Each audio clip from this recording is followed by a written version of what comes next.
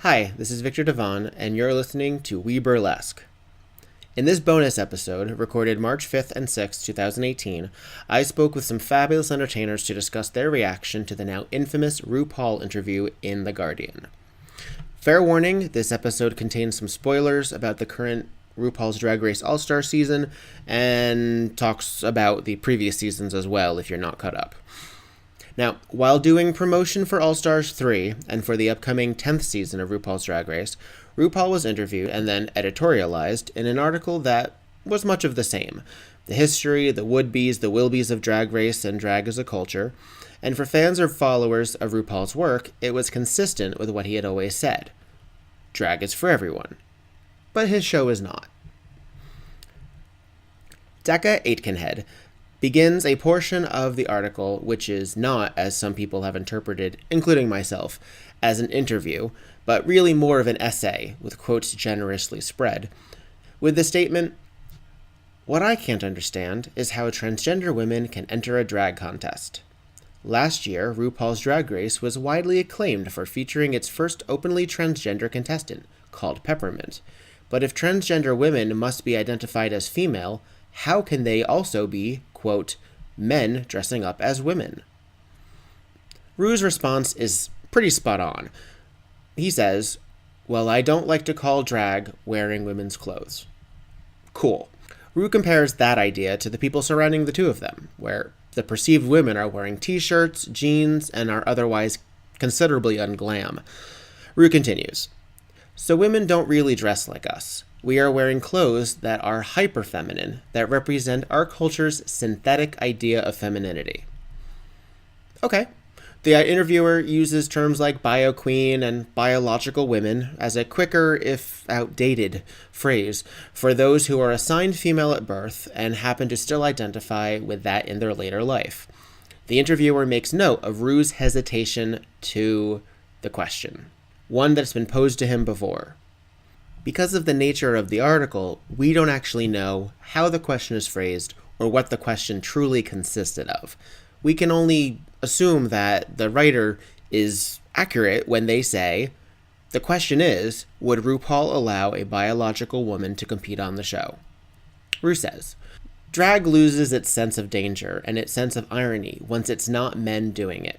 Because at its core, it's a social statement and a big FU to male-dominated culture. So for men to do it, it's really punk rock, because it's a real rejection of masculinity." There's a lot to say about that, not only the least of which, and I'm editorializing here myself, that Ru's kind of ignoring women know how to say fuck you to a male-dominated culture. It's also pretty punk rock, and it's also a rejection of masculinity. It's a weird, narrow view that's already being presented here. But I digress. Ru's answer to this removes the agency and urgency of performers who happen to be cisgender women, and it also ignores, or at least fails to address, those outside the binary, i.e., performers such as Season 5's winner Jinx Monsoon, who has gone on record that they are a drag queen, and also non-binary. Now, the interviewer presses on. When asked if trans women can be drag queens, he brings up Season 9 contestant Peppermint, who was the first out trans woman to compete on the show. Says RuPaul, "It's an interesting area. Peppermint didn't get breast implants until after she left our show. She was identifying as a woman, but she hadn't really transitioned." There's a lot to unpack there too, and I promise you that my guests in this conversation talk a lot about it. But the writer moves on to other topics. The internet blew up. My colleagues in New York City and all over had a lot to say, and I wanted to get a few of them on record. So over the course of 2 evenings, I spoke to these folks, who spoke their own opinions and truths, and I am providing them in their near entirety to give context to an industry that is rocked and rolled sometimes by people who have names on billboards, but are seen as the best of in the same field as we are. I recorded these conversations on the phone while I'm in Southern California, so expect phone quality to be what it is. And take to heart that no one has one answer, no one has the last word, and folk are responding to what's going on in real time. All of this may seem really different next week, or in a year, or for a lot of us, we hope it is. So thank you for listening to this bonus episode. And because it's so jam-packed, I have split it into 2 parts. So please listen to both parts and follow and respect your entertainers in your town. Go see them, support them, retweet them. Make them know that they're welcome.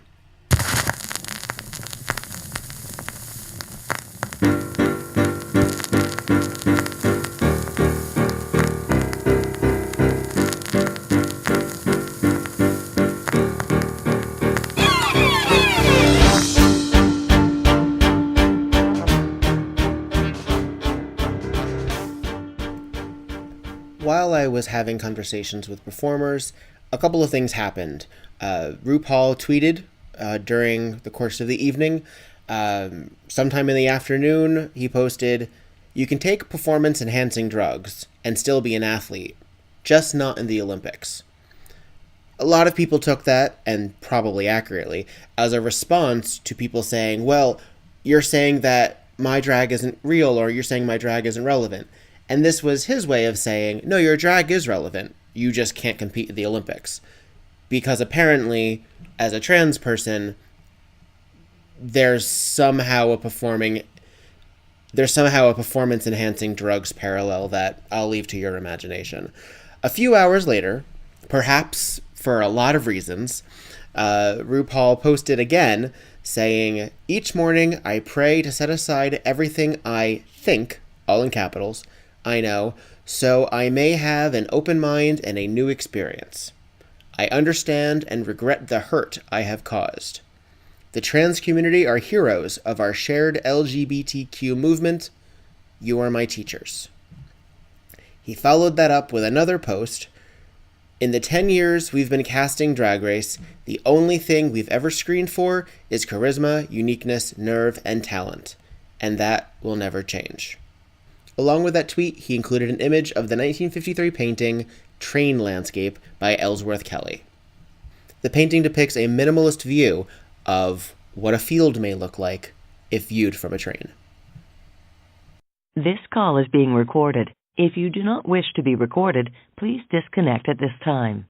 So, Crimson Kitty, you are the person behind the Lady Queen Collective, and a lot of people look to you as sort of a movement maker. You are one of many, but you are a visible presence in the drag world in New York, especially for those who are AFAB or non-binary or cisgender women who identify as drag queens.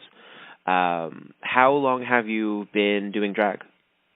Okay, so I just celebrated my 12th year performance anniversary last week. In terms of just doing drag, I would say I'm probably coming up on my 9th year of doing drag, 12 years performing total. And how have you been shaped by what drag was 9 years ago? Because obviously that's a very different landscape than it is today.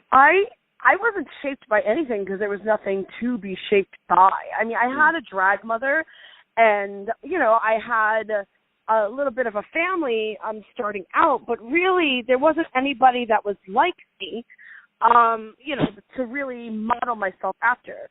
Nowadays, you know, we have an entire scene here of AFAB performers, so it's super easy to be inspired by one another and, you know, see what everyone's up to. We have queens that are hosting shows now and doing their own thing. That's not just me. So really, back in the day, I had nothing to model against. So I just acted like I knew everything, faked it till I made it, and it just seemed to pay off. How have you seen that RuPaul's Drag Race has influenced at least your segment of the drag world? Well, RuPaul's Drag Race has good points as well as it has negative points. You know, there's a lot of opportunities that I would probably not be able to have had it not been for the popularity and the rise of drag in our society. That's just a fact. You know, I would have kind of just still been doing little shows and getting paid nothing for it because I really was doing it out of love. When I first started, I wasn't getting paid at all. I would spend 3 to 4 hours getting ready to go places and not get paid. And at that time, I was living in New Jersey, so I was coming and commuting all the way from Jersey to Manhattan and Brooklyn for shows that I did because I just wanted a space to be able to perform. Mm-hmm. Nowadays, people can get paid from this, and while we could get paid a little bit better, in my opinion, we're still getting paid, and we're also still being recognized as drag artists. Now, some people have opinions, what is drag and what isn't. Like, they're welcome to their opinion. I don't care about their opinion. Their opinion doesn't sway me, but it's different now. It doesn't. Honestly, like, drama and hate doesn't pay my bills. Performing and constantly working on new material does. I mean, right now I'm making a dressing gown with some feathers. I don't know if it's going to turn out good. But you know what? That's why they invented rhinestones, because then we can cover up mistakes with it. So who cares, But yeah, that's really what it is. It definitely has changed it. It's definitely opened up new avenues. But at the same time, because we're getting such a linear version of what drag should be, it's also closed doors as well. So it's a double-edged sword. Mm-hmm. Have you ever seen what is the RuPaul's Drag Race as a empire, or even just as a show, which is sort of, I mean, at times it really does seem like Double Dare in heels. Like, it's sort of outside of, you're never going to see a drag queen do those things on stage because it's not an obstacle course. And most queens pattern themselves after one specific brand or one specific type, and then they're not meant to or forced to sort of fit themselves into molds they're not comfortable with. Have you ever said to yourself, I would do RuPaul's Drag Race if they let me? Honestly, yeah, totally. I would. I have no problem saying that, too, because I like that paycheck getting bigger, And that's one of major reasons for queens wanting to audition the show to begin with.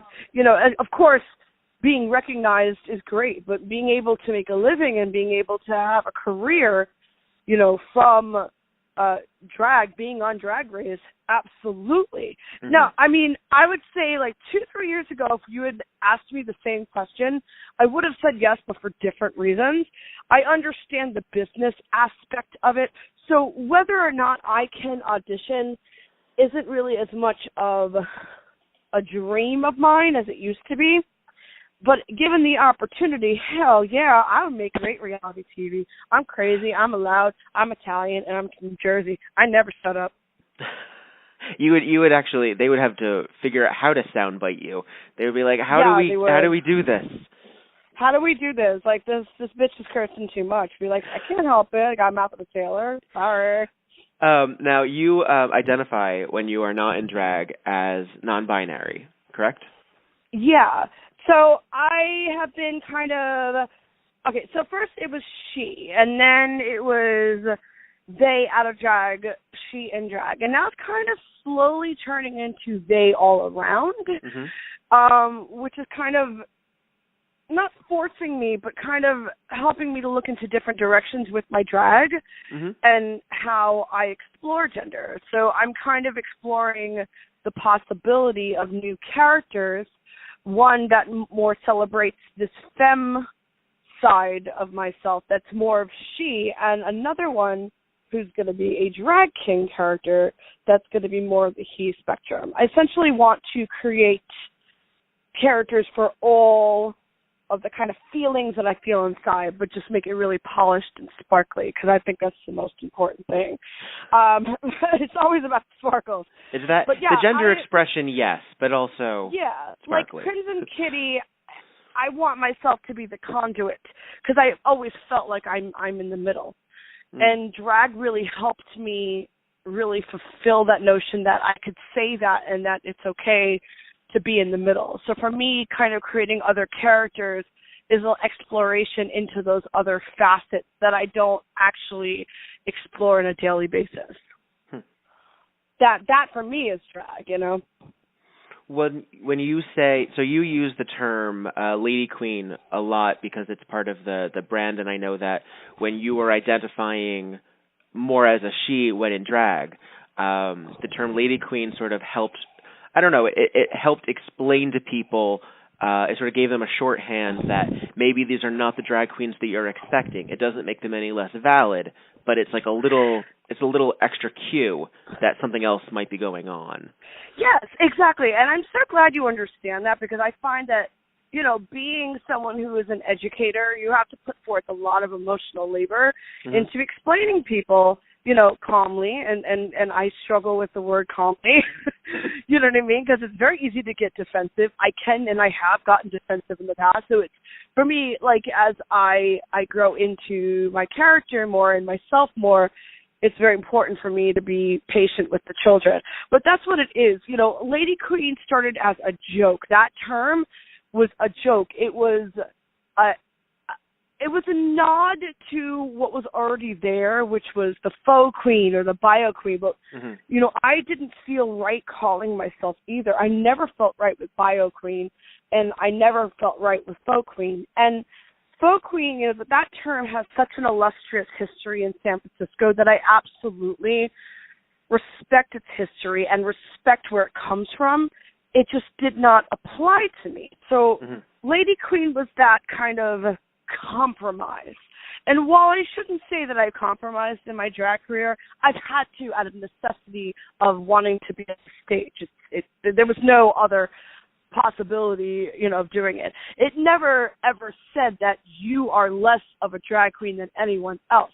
It was our way of, and really my way of kind of saying, you won't allow us to be called a drag queen, and we're still going to slay and get more tips than you at the end of the night. So it was a very political move on my part, but as Lady Queens, like, as that term got caught on by other performers, and not just in New York, like all around the country and even worldwide, you know, a lot of people, I would get a lot of criticism saying, oh, well, you're restricting and you're not being diverse and you're excluding people from doing drag. And it never was about that. It was about going through the back door and still reaching the same goal. As someone who, now you are something of an empire maker yourself. I mean, obviously on a smaller scale, perhaps, than RuPaul's Drag Race. on a smaller scale. We're going to go with on a smaller scale. I have no problem saying that. You are, how do you refer to yourself as the leader of Lady Queen? Because you have the Lady Queen Collective, which is the group of performers that work with you, but you're also sort of like the monarch. What do you call yourself? Honestly, I've never given my name, but if I do have to name myself, I would say like show director, just like they would do in other clubs, you know what I mean? There would be the mother of the house, they would be the show director, they would book the girls, they would make sure everyone's taken care of. I'm more of that role, but now that we have we have such a strong and solid group right now. We introduced Billy Hayes into our collective, which is just, I mean, she comes from a background of performing anyway, and she's such an amazing performer, even as her burlesque counterpart, Falana Fox. Yeah. It's brought a lot of possibilities that weren't there before, such as more choreographed group numbers, duets, and things of that nature. So we could start really focusing on work with production value, and that was one of the reasons why I wanted to do this collective in the first place, you know, to give them the old razzle dazzle. It's all about gotta have a gimmick. What's more gimmicky than a bunch of AFAB queens, you know, like lip syncing to your favorite nostalgia and pop culture. I mean, why not? I mean, honestly, it's not about who gets to be and who doesn't. Everyone's welcome. Anybody who wants to identify, you know, can identify. It's less about, I mean, honestly, like, it's like Monica Beverly Hills. Like, throughout this whole thing that's happened about who gets to drag, she said it years ago. She's like, you know, like, drag is what I do, trans is who I am. And that's really what it's about. You know, it's not about saying, hey, Lady Queens, we're completely different than all of you. We are the same.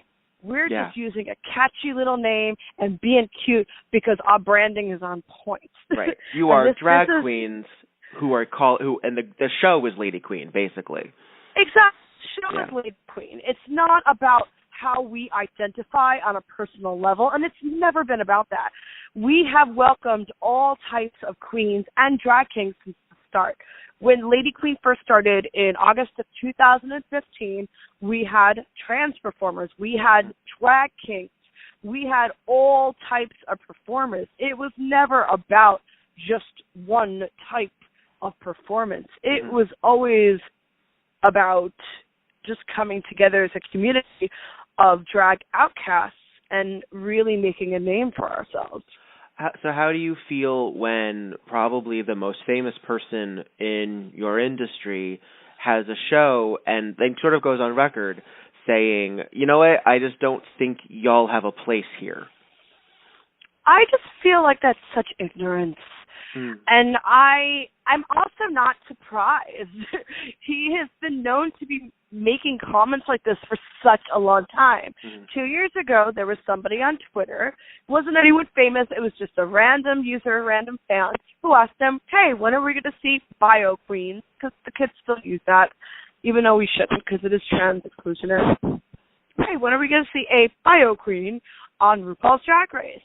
And RuPaul responded with a really snarky tweet back and said, they already have it. It's called Miss Universe. And I found it problematic for so many reasons. Yeah. But the thing is, the fandom of RuPaul's Drag Race and general logic don't fall into the same categories. Even now, with the comments that he has said and the comment about performance-enhancing drugs, I mean, I don't even want to touch that because it makes me so angry that I feel like I'm one of those garbage pail kids, you know, like the one with the exploding head. Like, I feel like the head is just about to explode out of sheer ignorance and stupidity. It does hurt. And I know that I'm a lot stronger where I've already braced myself and have already gotten hurt by comments he said before. So now when he does say things like this, it doesn't hurt as much. But it is hurtful to our community.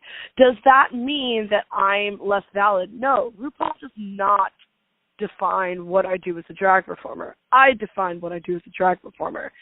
But it's unfortunate that you really can't have an opinion about things that he said. People are vehemently defending it. It doesn't matter what we do. And it really speaks to a larger part of the problem within our community in general.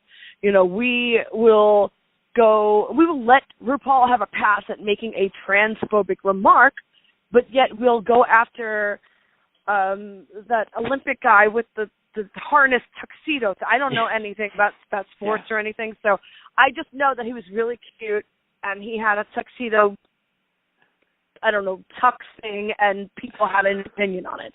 But that's the thing, it's like we focus on stupidest things, but we don't actually fight for the things that really matter. And so it is a larger issue than me just doing drag. I don't care what he says. It honestly, in all honesty, it is his show. It is his rules. But he does not get to define how transitioned a trans woman is. Like that's ridiculous. That's when you're getting extra. I mean, apart from his show, if that's all he wants and he's looking for cis men to portray women on a show, that's his prerogative. Just like any producer that produces a show, whatever they want to have in their show and who they want to promote and bring into show, that's their own prerogative too. It's the same thing. It's just his is on a larger scale and his is more visible. I mean, you go to these shows like, you know, the Battle of the All-Stars and the Roast. I mean, these kids, it's like drag queens on the show are rock stars. You can't say anything wrong about them. You know, it's entered that mainstream territory where it's like, is it really about us anymore, or is it about those ratings?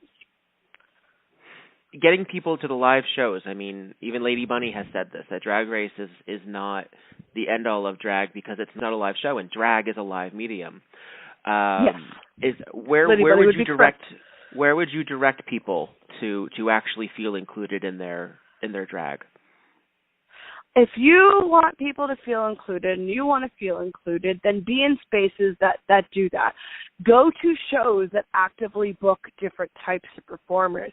You know, there's shows that I produce, there's shows that Leave Alone, you know, Beef produces. I mean, there's so many different types of shows in New York that cater to all different types of performers. But it's, honestly, what I've always said is I don't like to use the argument that, oh, well, if you don't like it, create your own show. That's the same thing as saying, well, if you don't like America, then leave our country. Yeah. It's the same level of ignorance. Yeah. You know what? What I've learned a really long time ago, and I learned this from Murray Hill and World Famous Bob, be the representation that you want to see. And it's a little bit different saying it like that than saying, well, if you don't like it, create your own show.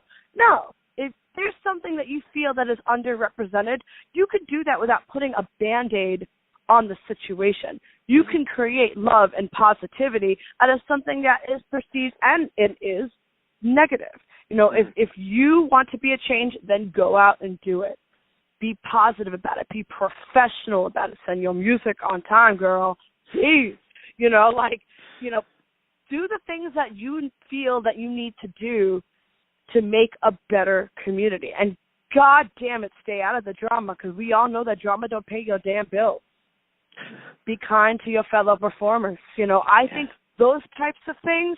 And then also, again, I'm going to reiterate, no one gets to define your drag but you. Everyone is able to perform drag, whether they want to or not. Everyone has a place on stage. You know, it's just up to you whether you want to take it as a hobby, a career, a professional choice, personal, it doesn't matter. But everyone deserves a place on stage. And if one person is saying you can't be there, go to somebody else who will, or create your own shit.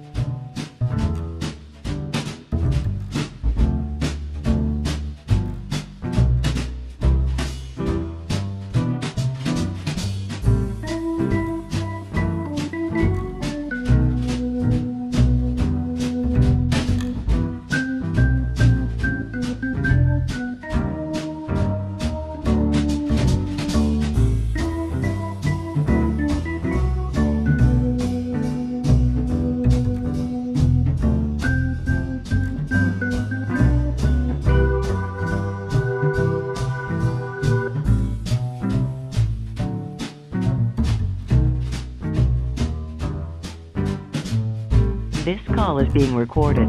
If you do not wish to be recorded, please disconnect at this time.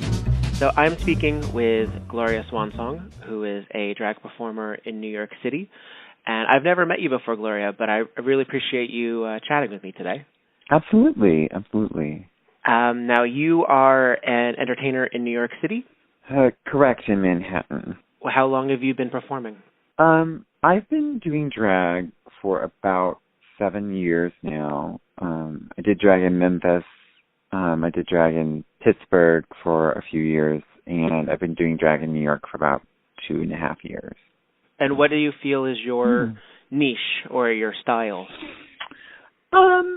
I specialize in being a vintage drag queen who everything is about like fashion, art, and politics. And with a heavy dose of nostalgia, that's what I say. I'm also known for being a Judy Garland impersonator, which is another thing I do. Where did the inspiration for Judy come from?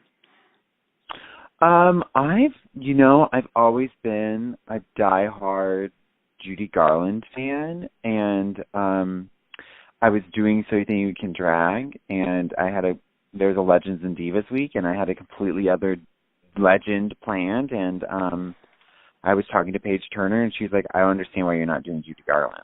And I was like, oh. So right, of course, I should be, shouldn't I? But it hadn't really ever crossed my mind because she was so sacred to me. I was like, oh, I don't want to touch it. So fair enough.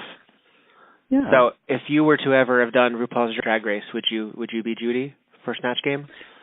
I have several really good Snatch Game characters, and Judy is not the strongest one. You know, she's not very, she is funny. She's a really excellent conversationalist, but her long stories are what are funny, you know? So I can't guarantee that I would do her, but if I did, it would be very, very good. Does that sound? It's honest. It sounds honest. Yeah. So, obviously, if you're a fan of RuPaul's Drag Race, at least in the entertainment world, and you and I both have colleagues who have done it before and are on it, and the next season, in fact. How do you feel about the sort of mess that RuPaul has sort of, I would say, created for themselves? It's the interview, and I've actually been interviewing people today, and since my starting conversations, he has actually apologized on Twitter. Yeah. So you're my first interview with someone that has happened. So how do you feel about all of that? Apology.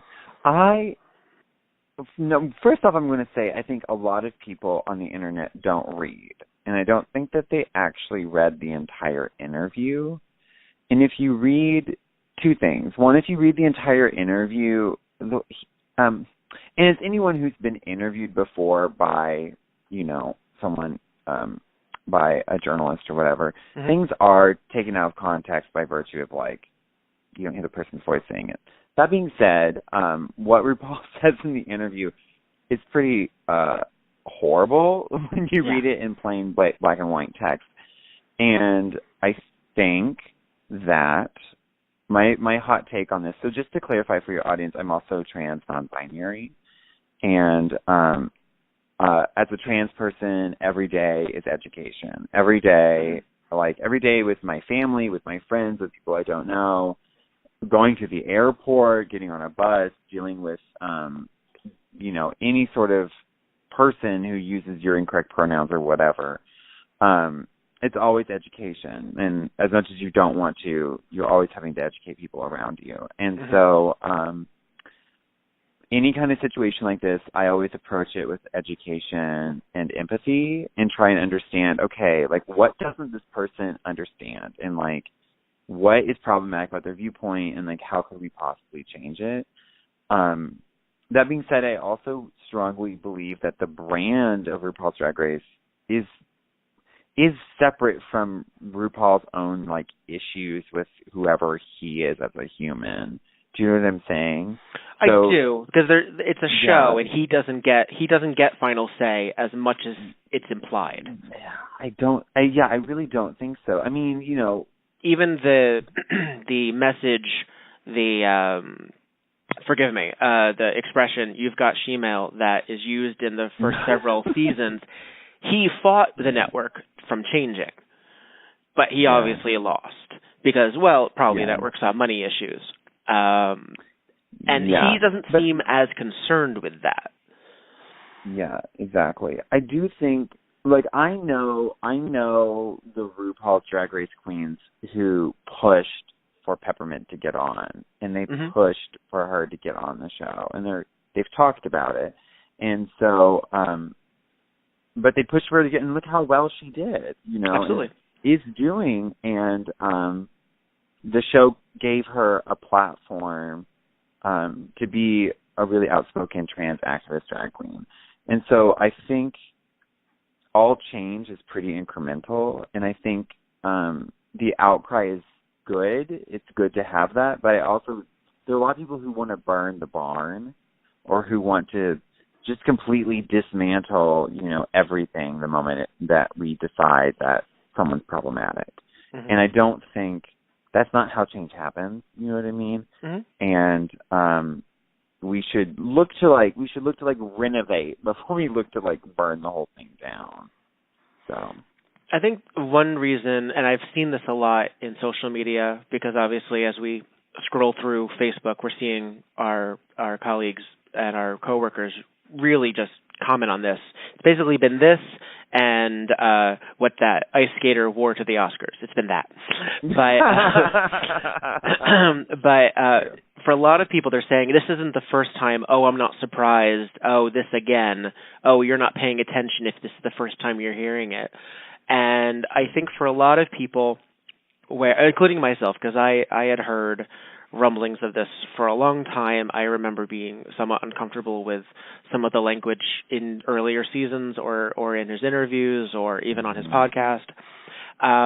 This is the first time he went on the record since a person announced that they are trans, were identified as trans before they even got on, but they waited until mid-season to even really address it, and then still needed to finesse sort of a storyline out of that. And because obviously we had Monica, we've had Carmen, we've had other performers who have since who have either come out as trans or as non-binary, but that wasn't a storyline, as it were, as crude as that sounds. Correct. It's a reality show, and they have storylines. And this was an opportunity for Rue to say, you know what, I thought I knew everything, and this really turned my head around, and boy howdy. And no, instead it seemed like really digging of the heels to spite his face.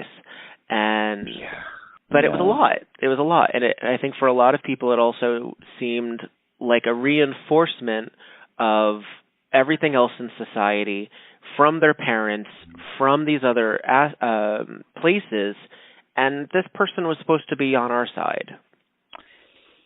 Yeah, and like also just to read that and then think about, like, go back and watch, like, you know, the segments of Joan Rivers where RuPaul comes on with all the club kids, and like Amanda Lepore is sitting right next to RuPaul, and you're like, does RuPaul not think Amanda Lepore is a drag queen? You know, it's like, so it was confounding. I mean, I knew that he had these viewpoints,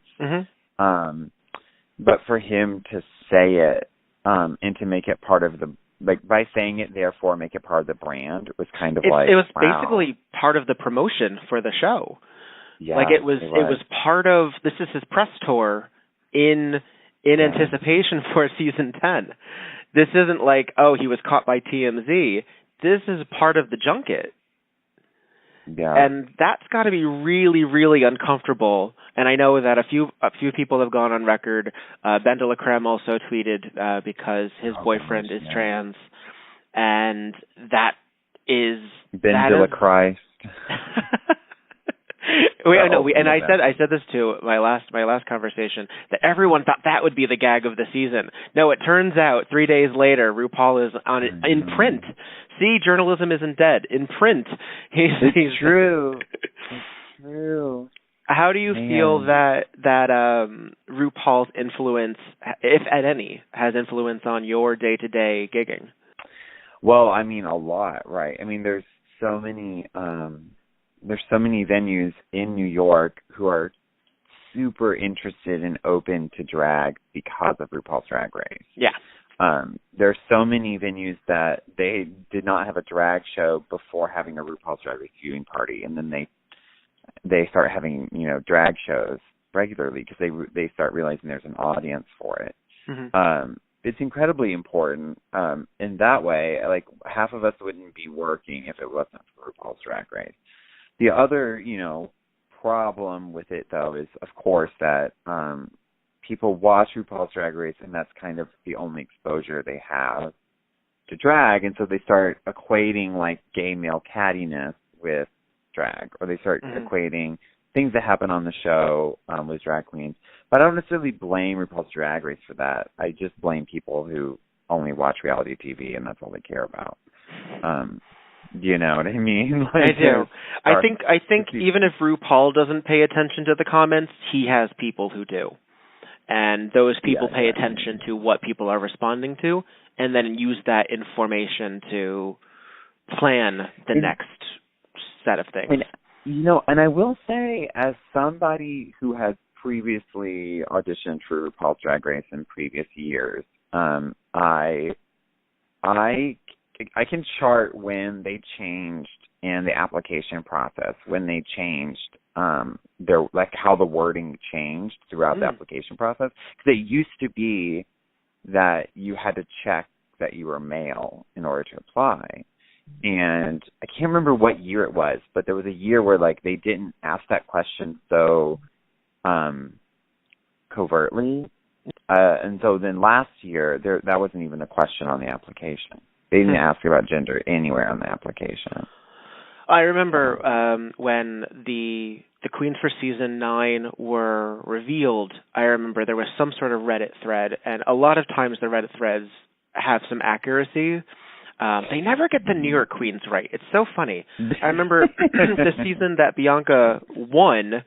I remember there was a rumor that she breaks her leg in episode 1. Breaks her leg, yeah. She breaks her leg. And then with Peppermint, they're like, oh, yes, she is a trans woman. That is not discussed on the show. And it was sort of it also said she goes home like third or something. That was a really strong thing that everybody in New York believed. Oh, she goes home early. Oh, she goes home early. And maybe that's why they assumed that then there wouldn't be time to talk about it. But they certainly waited until it was, I think they waited until enough queens were filtered out so that they could spend some time on it. But until you got still, to know her. Yeah. And then it became a storyline for her achievement, and the fact that she did get so far in the competition is really commendable because she stayed pretty consistent. I mean, as much criticism as she may have gotten for some of the wardrobe, or she had difficulty in the acting challenges, she kept her path the same way. She and Sasha and Shay, and even to a degree Trinity, they all stayed pretty consistent.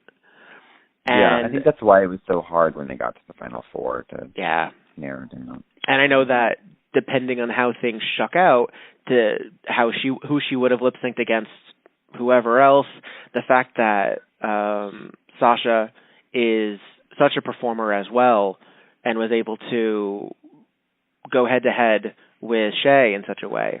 But I see, this is the thing, is I like the show, and that's why it's difficult for me sometimes to sort of deal with the reality of the show and also the demonization of the show. Because in my estimation, as influential as RuPaul is and as important to our fabric he's kind of the least important person on that show. It really does become about the cast, and it really does become about the other judges, honestly, and the guest judges, absolutely. And it's basically, okay, what is she wearing? Okay, we're good, because we can't even depend on her to pick the right person who won the lip sync. It's true. It's true. Or yeah. So it's weird, and I think because she's sort of become like this totem and this sort of like figure, I don't think she was expecting that much resistance because she's so self-assured. Yeah, that's true. Who in Drag Race did you see as someone who was really pushing forth not only something that you identified with, but you were like, thank goodness that they are there to help bring out this other side of drag other than this sort of out of the box what a lot of people assume that it is? This is good, maybe an unexpected answer, but I feel that way about Violet Chachki because Violet's drag is, it's high glam and there's kink to it, but she definitely bends gender, a very strong gender bend. And she's, I think, one of the first winners who really, whose aesthetic really, other than being glamorous, is a strong sense of androgyny. Like she, in out of drag, she's very androgynous and embraces androgyny. So, and, she just became the brand ambassador for that underwear brand. That's pretty amazing. She's toured with Dita Von Teese. And has sort of become sort of like the Betty Page burlesquer of drag. Yeah. So when I saw her on the show, what I also identified with her is that she really strongly believes that like drag is visual. And I really think drag is a visual art form, no matter whether or not that visual is polished or not, whatever. What kind of visual it is doesn't matter. But so I really identified with her because she has a very strong designer eye, and she like tells narratives through the design, her design aesthetic. And then Kim Chi, of course, you know, then the next season, I think it was the next season, or was it her season that Kim Chi was on? I get them all mixed up. Kim was on 8. It's the one with the book, the one with the book ball. Yeah, 8. So then I always cite Kim Chi's book ball as like the moment that really changed my mind about RuPaul's Drag Race. And because the second challenge was to do something that was an homage to your mother. And she is, as far as I know, the only person who has come out on that runway and done something completely serious and stoic and emotion-filled. And it was, like, devastating and moving, you know. It was still cultural, and it was still relevant to... Yeah, it was her. It was all her. And when I saw that, I was like, yes, like, drag can also be this. Drag doesn't have to just be, you know, camp queens and parodies and, you know, jokes all the time. It can also be deeply important and emotional and serious, which anyone who's listening who knows me is like what I do. I enjoy doing all the time. So. I always say, if you want to win, though, you got to make Ru laugh. Invariably, every winner, even someone like Tyra, who most people would not associate with humor, RuPaul thought was hysterical. He was the only one, perhaps, but he thought she was hysterical. Do you feel that as a non-binary or trans artist that it is important to you to seek out your own spaces or to help influence existing spaces and make them more accepting or assist in making them more accepting? I mean, kind of a little of both, because I think, like, it's a two-handed thing, constantly trying to educate people and then also trying to bring audiences to new spaces and also to new experiences that they don't know that they want. So I think it's a little bit of both. And I think, like, in order to change a space or to change to change something that already exists, you have to be very steadfast and being true to yourself and to being an activist and to also being vocal. But, you know, like, I grew up in the South. I grew up in the Deep South. And so I grew up being able to talk to anybody, you know, because, like, you go to Baptist church and it's like you have to say hello to everybody and ask about everybody's aunt and their uncle and how's your mom doing. You know, to pretend like you care. And so I have a long experience in being able to do that. And I feel like it helps me a lot as a trans activist because someone can say something really vile to me and I'm like, okay, turn the empathy on and let's talk it out, you know, and actually talk to that person as opposed to writing them off and, you know, blocking them on Facebook or Twitter or whatever, you know what I mean? Yeah. Because ultimately I have members of my family who don't understand me and who don't accept me for who I am, but someday they might. And surely enough, slowly but surely, many of them change their minds or they, you know, come around to it or whatever. And it takes time. And so I think, like, when you're talking about creating spaces or bringing people to new spaces, it's the same idea. You know, you have to, like, go gently into the night. Like, you have to really, you just have to be sure and steady and stick to your vision and have a vision, you know, for what you want. Is there anywhere that you find in New York that those who feel that they are not invited to sort of the Drag Race world, that they can either be a star or watch the stars that they deserve, someplace that you want to give props to?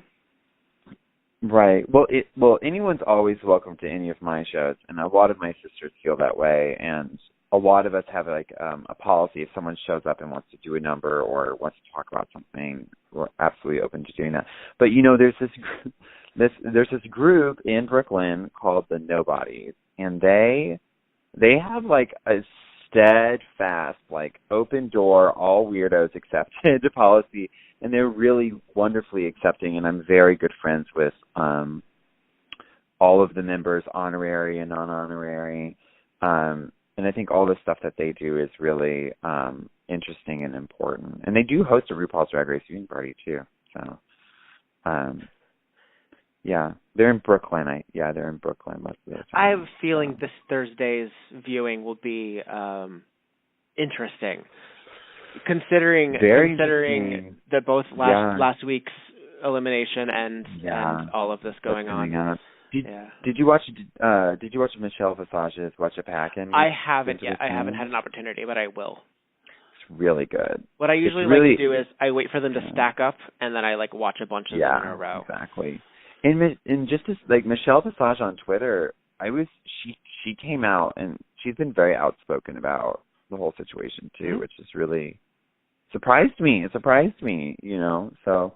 And a lot of people have been critical of Sasha Velour, but she's been outspoken in her own, subtle way. I mean, also people aren't taking necessarily into account, you're basically saying, hey, you person who has a job and has financial security needs, immediately rise up and do this. And I'm like, you can't necessarily expect people to immediately strike out publicly when they might be doing whatever they're doing privately, whatever non-disclosure agreement they may have signed, whatever issues that they may need. You can't do that. These are still people. And a lot of times we confuse them with characters. It's true. We make them sitcom characters. It's true. But also, the day of, she made, an all drag is valid post, and then she also did this thing where, if you followed a link, they sent you a free copy of, Side Effects, which is a zine that's put together by trans youth in New York City. So I was like, I don't know. When she made that post, I was like, this is pretty outspoken. Now you have before I say goodbye, you have a show in March that will be out in a couple weeks. It's true. What, do you want to tell me a little bit about it? It's called Waiting for Garland, and so it's about Gloria. It's about sort of this narrative. Gloria Swansong and Judy Garland are a famous duo of old Hollywood past that's been lost to the sands of time, and the gag is will Judy Garland show up on time?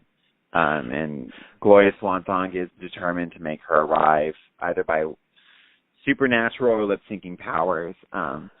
So I sort of explore this world of Gloria Swansong's and Judy Garland's somewhat fictionalized relationship. And then, I don't want to give away too much, but there is a part of the show where Gloria Swansong receives a very important telegram that she missed many years ago. So it's really funny. Excellent. Well, I'm sorry I will miss it. I'm on the West Coast until April, but I hope to see you in person and to check you out and hopefully have you at Rock Bar at some time too. I know we've been talking about that. And great, thank you. Excellent. You have a lovely evening, Gloria. I really appreciate it. You too. Thank you.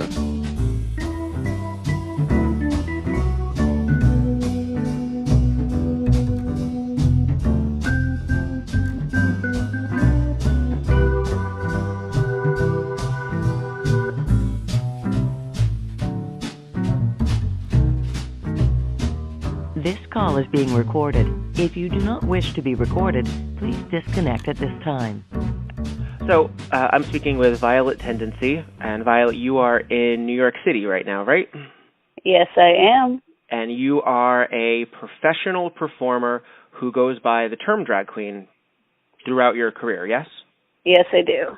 And one of the things that most people would assume from you is that since you are female presenting and you are a hyper feminine version of female presenting, they might assume that you identify as a woman. Does that happen a lot?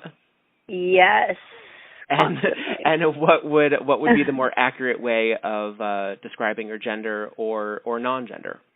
Well, I define my gender as gender non-conforming, gender fluid. I feel like I fall somewhere in the middle. I identify as gender non-conforming, non-binary. So definitely I would not call myself a woman. So Violet, how long have you yourself been performing? In May, it'll be 2 years. 2 years. And where do you find yourself usually working? Do you mean like bar-wise or borough-wise? Or show-wise, whichever. What are your favorite shows that you do? My favorite shows that I do, I have a lot of fun doing Jump Shark, Leave Alone's open stage show. A really cool experience seeing all of the babies coming out and then all the people that just kind of want to do something to raise money. I'm like a sucker for an open stage and a competition. You just want to go out and do what your quintessential you is. Yeah, or, you know, it's just a good way to just do a thing, whether you think that thing is going to be something you want to consistently do or not. But I really love Pieces. It's a fun one. Obviously, Rock Bar is like definitely kind of home. Mm-hmm. I think they've maintained a comfortable place to be for a lot of entertainers. Definitely. And if you were to describe your style or your look or your what is Violet tendency on stage, what would you say? My look and my style of drag has definitely been very inspired by the Riot Girl movement and the queer femme punk movement of the 90s. Mm-hmm. My style is kind of messy, but my face is cute. I mean, I got nominated for worst look at the Slam Awards. But yes, it's like the Razzie versions of the Glam Awards, right? Oh yeah, it's way more fun. It's all tongue in cheek, and it's all drag performers sort of roasting each other. Yeah, and we raise money for charity. Like, how good can you get? And I was nominated for a Glam Award. The Scene Queen.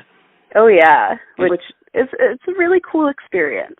Obviously, you have read the article. You've seen a lot of online response. You've had several responses of your own. I follow your social media, so I've been able to see sort of your response to what I view, and I assume you view as well, as RuPaul's hypocrisy when it comes to the expression that he lives by, which is that we're all born naked and the rest is drag. Where do you feel that you fall into that category if he's then also saying, but not your drag? See, I will say this completely on record. Fuck RuPaul. Fuck what money has done to RuPaul. First of all. Do you feel that if Drag Race wasn't such like a capitalist success that he wouldn't have these opinions or he wouldn't address them? Absolutely. Okay. So the RuPaul that I had learned about when I was a kid, the like club kid RuPaul that did not have an empire, was a punk. RuPaul had a mohawk and like did her makeup in a fucking car. Like, yeah, it was very gender fucky bras and combat boots. Exactly. So to hear that person, it's got to be money. It's got to be money. Like, you know, the brand of queen that is out right now, that is on Drag Race, that is broadcasted throughout the country, is a money maker, you know? Like, absolutely. But, yeah, no, this is what he's based his entire empire off of, is very pretty female impersonators. Like, honestly, as shitty as it is to hear what he has said, it's not that shocking. Right. And there have been murmurs of this before. I think this is probably the most explicit he's been on the topic. And it's especially frustrating considering that the last regular season of Drag Race, which was on earlier last year, had Peppermint, who is a New York performer, is a colleague of ours. Peppermint was one of the first drag performers I saw when I started like going to see drag. Like, Peppermint is always like, if Peppermint had not been on Drag Race, she would still be just fine. You know what I mean? Like, yeah. Peppermint is one of those New York queens that has already kind of like reached that level. She was already doing the like touring, like already had the glitz and glamour. I mean, obviously, I loved her on Drag Race. Mm-hmm. I thought she was excellent. I think she knew how to play the game. I think she knew how to stay true to herself and also give a good soundbite. Absolutely. Absolutely. Where do you feel that Peppermint, in terms of being held to a standard that RuPaul is just deciding on, it doesn't seem consistent in my eyes to the actual winner of that season, who is Sasha Velour, another New York colleague of ours, and it doesn't seem consistent with Violet Chachki or Raja or any number of queens that have either blurred the gender binary on their season, people like Milk, or have just outright avoided it entirely. I mean, even someone, although they are revered as one of the best winners, I would say, in Drag Race history, Raja, came in without any breastplate in a ridiculous jumpsuit that she was living for, and so were all of we. How do you feel that jives with what RuPaul says about people who also do that or not, but identify differently? It's all very confusing, honestly, considering the queens that have been revered on Drag Race haven't necessarily been revered for their breastplates, right?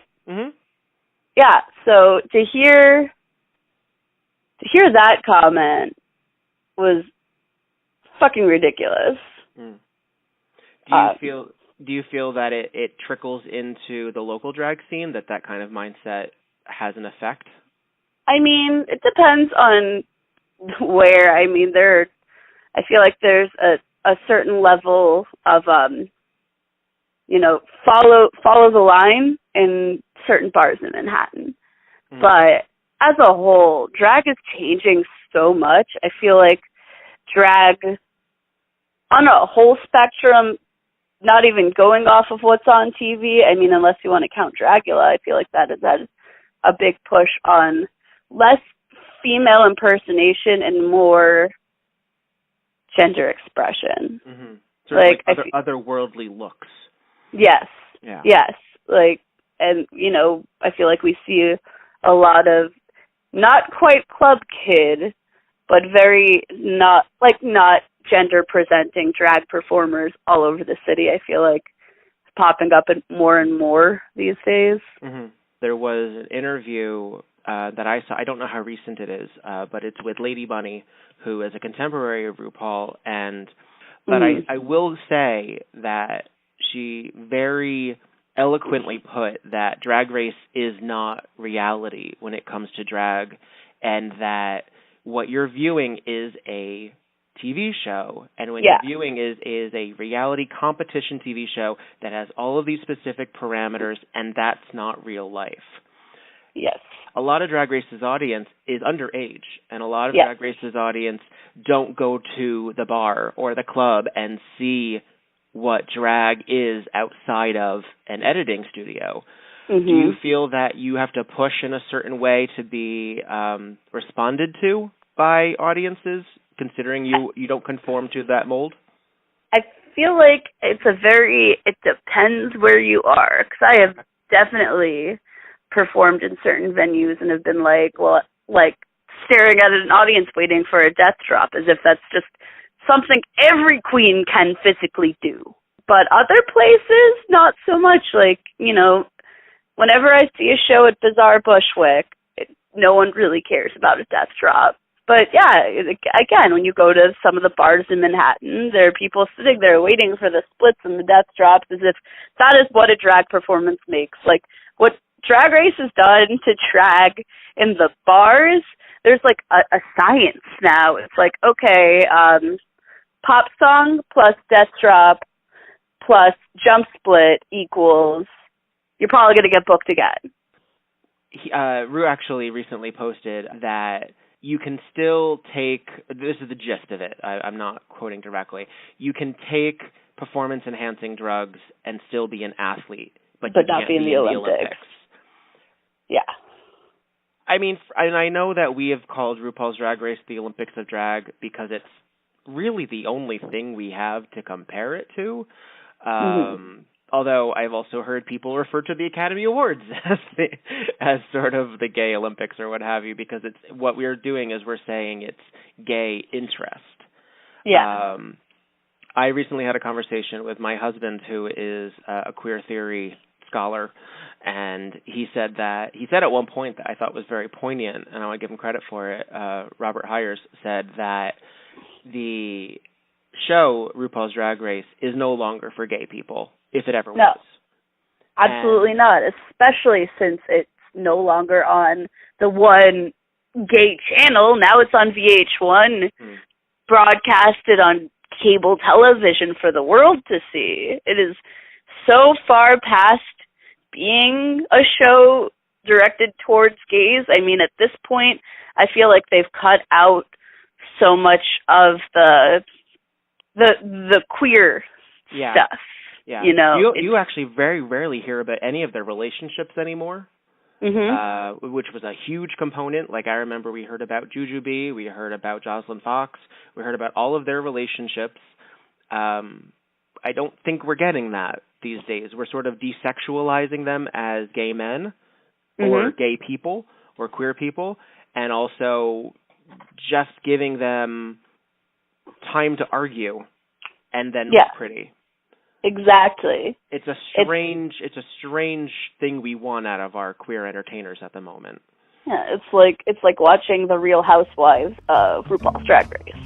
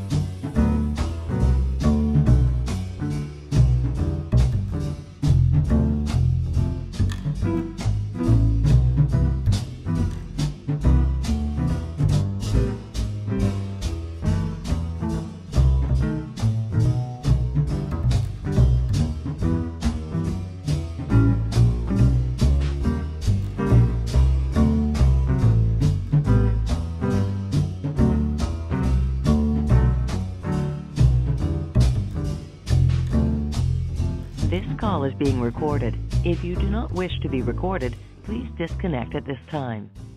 I'm speaking with Ophelia Nightbird, who is a drag performer that I met in New York City, but is currently living in San Diego. And I'm excited to speak to you. We used to work together at Rock Bar, and I miss you greatly, and I hope everything's working out for you in San Diego. Yes, I miss you too. Have you been able to find performance spots? Have you been able to find homes while you're there?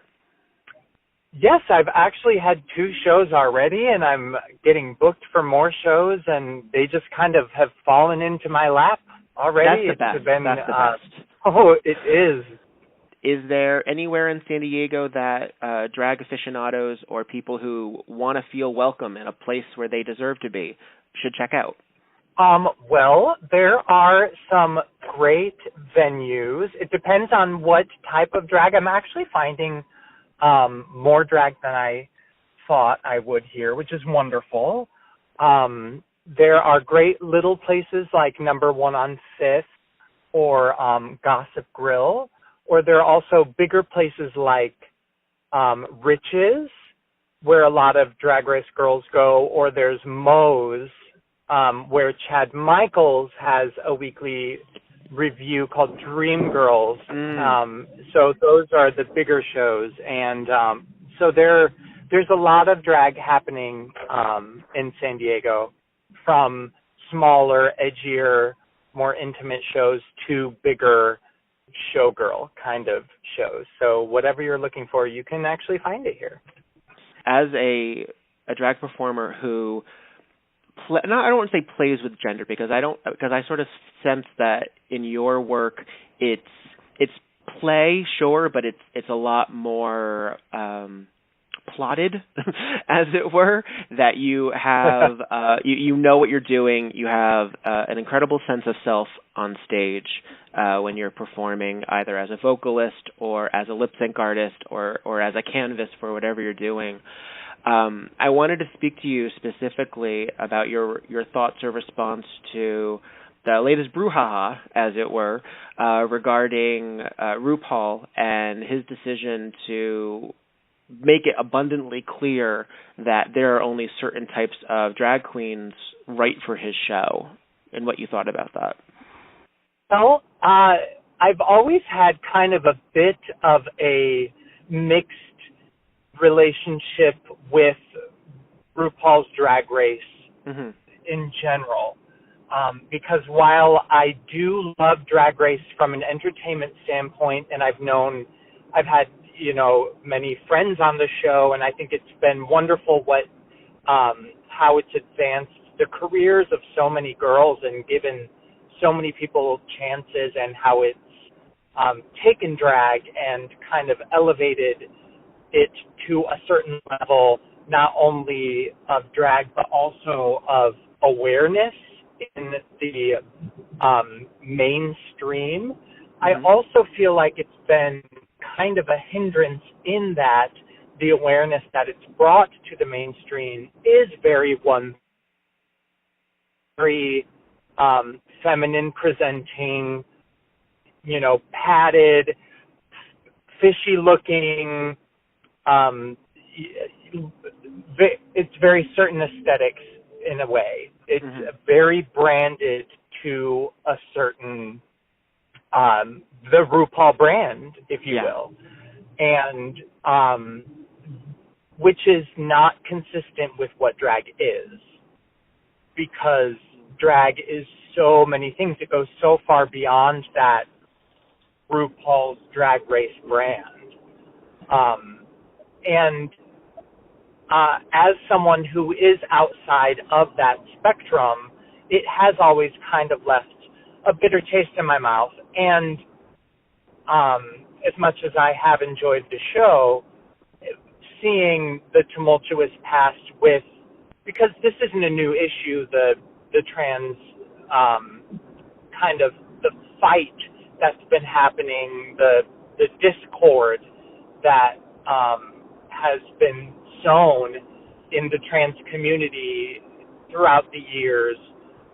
It's just kind of being resurfaced in a way, reignited by this most recent interview. And it's revisiting these feelings of Drag Race is more inclusive in this world that should be inclusive of everyone and not so exclusive of, you have to be male presenting at birth and you have to be socially acceptably beautiful in our standards or this and that, because ultimately what matters is the expression that you are giving out in drag, that you are performing and you are releasing this side of yourself. That is what matters. And, even the quote that Rue says in the article about drag being punk and, men dressing as women being more punk. I am sorry, but AFAB queens and trans queens, what is more punk than having to fight to be acknowledged and fighting against people who are saying that you are not worthy? What is more punk than that? And still continuing to do it. It's really out of brand for a lot of what he says.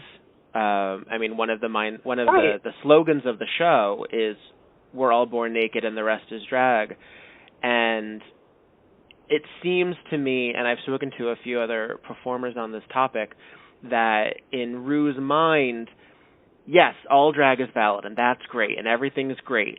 But for my show, I need a litmus test. I need a starting point where everyone is on the same starting point so that I know, or I can judge, or I can do this. And what's frustrating about that is there's this tremendous lack of self-awareness that you watch any season, any at all, none of those queens are on the same starting point. There are people who have either who have been doing drag for, I mean, look at Shangela. Shangela is now competing in All Stars 3, had a memorable but charming flop in season 2, came back for season 3, had almost no experience in the drag world before she started, and look at her now. You can't say that Shangela season 2 was on the same starting point as Raven or Pandora or Morgan or anyone, or Chad Michaels. And it clearly didn't. And you clearly didn't need that starting point. You're allowing yourself, and then you have other performers who are of all different types, of all different flavors, and that's the great mix of it all. You have this great salad, and then you have this interesting conundrum of every single time they challenge a queen, whether it's Max or Milk or someone else, to fit what they're asking for, they go home that next episode. Like, invariably. Invariably. And then you have someone where, even if they ask them to, or someone like Sasha Velour, where they're saying, we would like to see something a little bit different, she remains consistent and not belligerent and not perhaps frustrated, but she kept it to herself and just knows how to play the game and knows how to stick to her guns. But then the gag of that is that then she doesn't even fit what the expected glamazon aesthetic that they seem to be going for. It's wildly inconsistent, and it's frustrating, and it seems really cherry picked.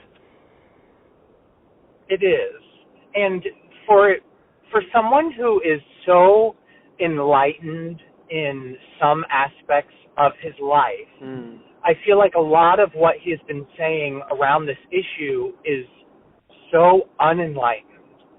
And to not give a chance to someone just because they are trans or because they are assigned female at birth is really hypocritical. What's also frustrating is that deciding how trans someone is as well. Because then you have the story with Peppermint. Peppermint started off trans. Like, we knew that going in. And it still needed to be revealed during the show. We couldn't know it go out the gate. They wouldn't let that be a storyline until the middle of the show. And Drew is saying that, well, her body still allowed me to judge at the starting point that I want everybody else at. Even though someone like Trinity Taylor, and bless her for it, has done whatever she could to work on her body to make it work for her aesthetic. Exactly, but she didn't have boobs, so it's okay. She didn't. But even Detox had pec implants. Like, there are situations. I know. There are situations. Exactly. So really, then Detox should not count because she had boobs. Like, basically. Come on. Basically. I mean, and also a lot of the heavier queens, they will have bodies that allow them to have the cleavage illusion more naturally. Right. And then you also have people like Raja or anybody else who just went like flat, Violet Chachki, where they basically have the body fat of a whippet. So they're and yet that's still considered high drag. Right. And because they're shaved, but when I go flat and I don't shave, that wouldn't be considered the show's brand because even though it is drag, it isn't maybe it isn't necessarily in RuPaul's mind because it's hairy, and I would love to see a bearded queen on the show because there are some amazing bearded queens out there, but is that an aesthetic that you would see on Drag Race? Probably not. No, but they'll gladly have them serve. They'll gladly have them be involved in the costume making. We know Florence DeLee, right. who is a fabulous costumier, who won't be invited to the table, but she can dress them, and that's a little screwy. Exactly. Now, just for clarity for our, I think she's amazing. Yeah. Just for clarity for our audience, you as a drag queen, is that a term that you use, drag queen? Yes. Okay. Do you and how do you identify in and out of drag? I don't really necessarily identify like with my labels. I'm somewhere in the middle. Okay. Is how I identify. Non-binary. Okay. Is how I would say. What I would say, I don't necessarily identify as male or female. I get that. I'm non-binary is what I would say. I get that. Yeah, I have had conversations with people where I'm like, I wonder every once in a while how on the binary I can be when there are so many things that I'm being told the binary is that I'm not, that doesn't gel with me. And it makes it really frustrating to say, well, if I didn't have this pushed on me, would I feel more comfortable identifying in a certain way? It's rough. It's rough. Exactly. Well, it's one of those situations where when there is only a male and a female box, I will check male because that's my biology. However, when there is an other box, I do check other because I don't like to be told what I am when I don't feel like I fit into a box. Right. Yeah, when I'm being surveyed for something, I'll usually prefer not to say, because I know what they're doing. They're trying to gauge, am I a man or am I a woman? And those are the two boxes that they want to market to. And I don't like that. Right. I don't want to help you do that. Exactly. So I don't want to aid your ignorance.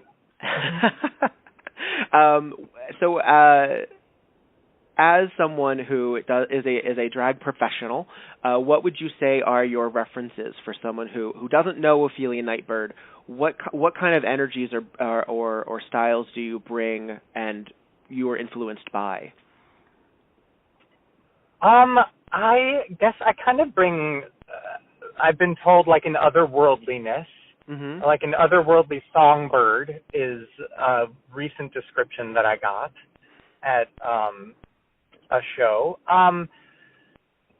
As far as references, I pull from a lot of different places. I try not to be too influenced because then I don't want to be anything other than myself.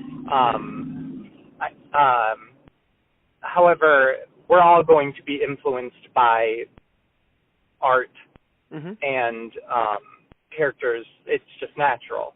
But I am influenced a lot by, a lot of the old time queens who kind of paved the way, the Paris is Burning scene, the ball scene.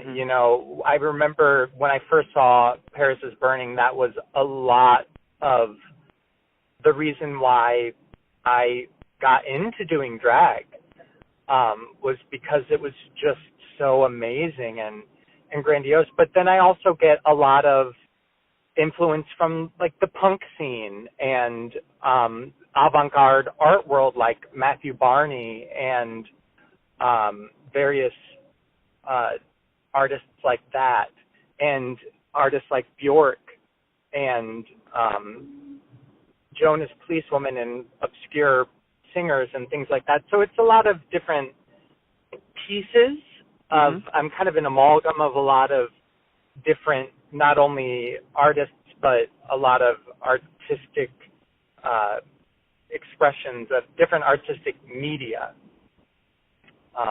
and mediums that I kind of fuse together to create my character. Do you feel that it is more of a character when you're on stage? Is there? I mean, obviously, I know you on stage and off. I've shared dressing rooms. I've shared bus rides with you. Right. But I wouldn't necessarily say that you're a different person on stage. I think that you're a genuine performer. Right. I think it's just another expression of myself. Okay. So I don't know if I'm just so used to saying character because that's what I do the same say. thing. Yeah, I do the same thing. But I think instead of a character, I would say she's just an expression of my being, because we are all multifaceted creatures, and we have all these different aspects of ourselves, and I feel like Ophelia is just another aspect of who I am.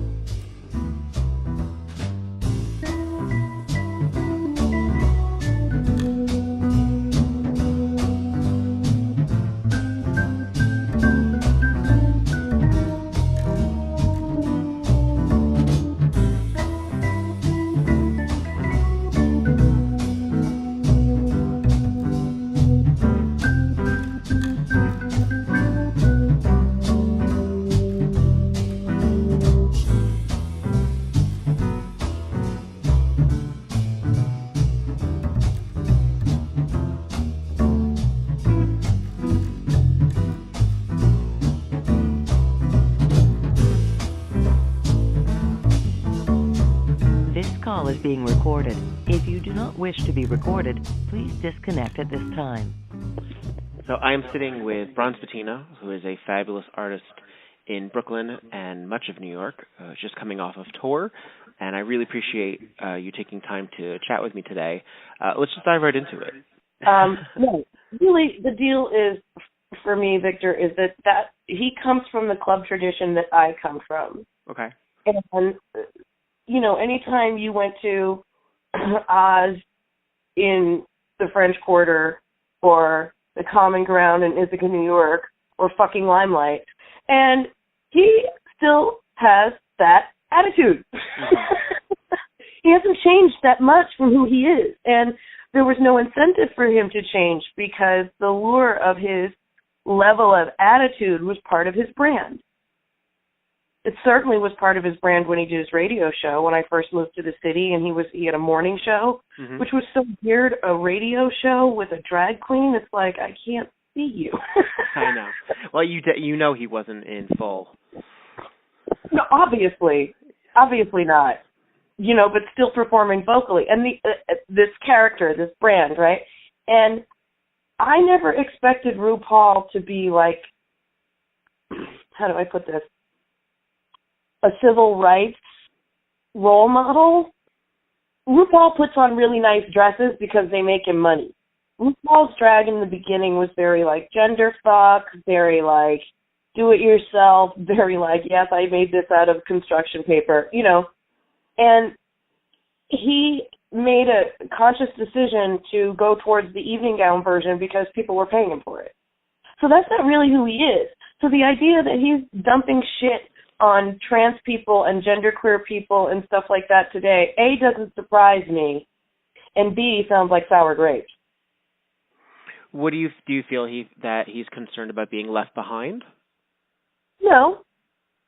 He doesn't care. He's making a lot of money. He doesn't have to care. Well, he still needs an audience, and I know that he will always inherently have an audience because shiny things get an audience. Well, also, let's be honest, RuPaul has tremendous charisma, and charisma can move mountains.